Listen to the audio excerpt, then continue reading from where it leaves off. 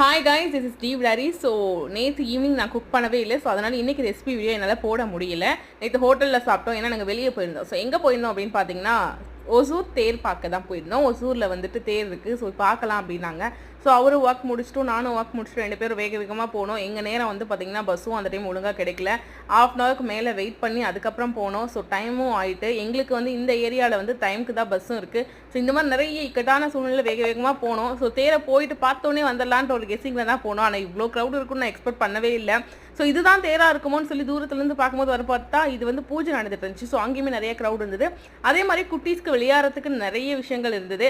என் கண்ணு ஃபுல்லாகவே இந்த ஸ்நாக்ஸ் மேலே தாங்க. இந்த அல்வா, அதுக்கப்புறம் சின்ன சின்ன நொறுக்கு தீனிகள்லாம் இருந்தது. அதே மாதிரி இந்த காட் ஸ்டாச்சூஸ்லாம் சூப்பராக இருந்தது.